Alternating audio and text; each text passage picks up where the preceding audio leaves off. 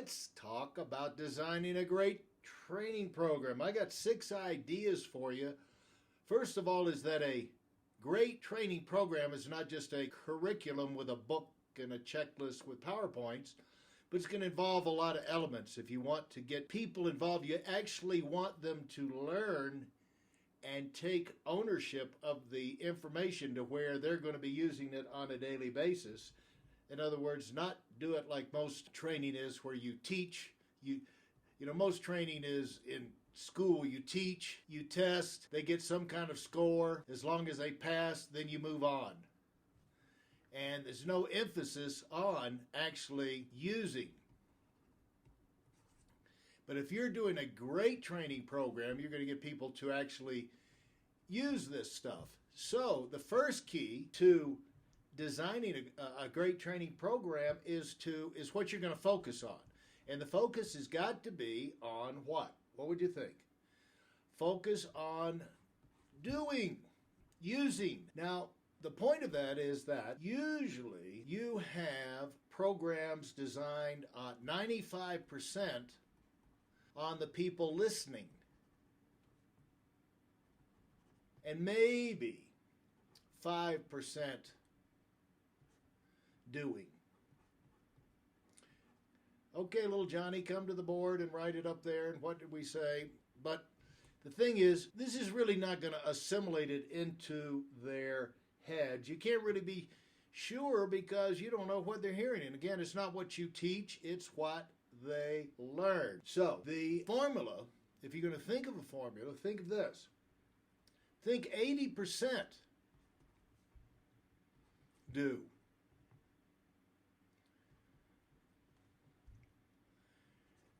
And 20% listen, learn. So you take it more in bite-sized chunks where you're teaching them this much and then you're quizzing, questioning. We'll get into how you get them to involved in doing and using. Doing, using. So that will kick us off. Now, that leads us to number 2, which is going to be, let's talk about the second phase of this thing. Is you start small, doable tasks. It's the whole thing of how you eat an elephant, one mouthful at a time. Elephant. Chew slowly. Yeah. The whole thing, if you heard of the thing, a cinch by the inch, all these cliches, that's where it comes from.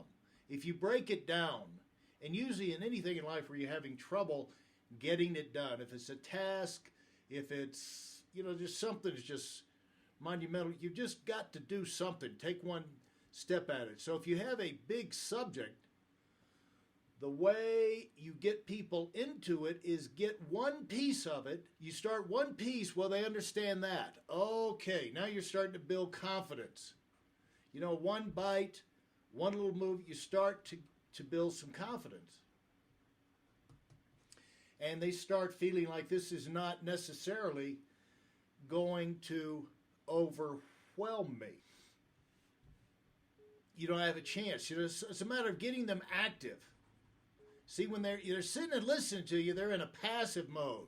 You get them active, get them involved, and so what happens is you get them to where you're building them step by step. They feel like this is not so hard. If they sit up there and see you do 40 steps in a row, or A, B, C, D, E, F, G, all the way through the alphabet, it's going to be complicated, especially if it's in a foreign language. But if it's A, B, C, now repeat back A, B, C to me.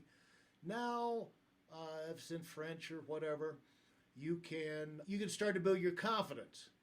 I don't know what ABC is in French, but I do know how to count to 10. 1, 2, 3, 4, 5, 6, 7, 8, 9, 10. And I know in German. 1, 2, 3, 4, 5, 6, 7, 8, 9, 10. And on and on. You can remember 1 through 10, ABC. And that gives you a little confidence that you can learn the whole thing. All right. let's I've got some great illustrations on this, but let's move over to video 2 and I'll give them to you.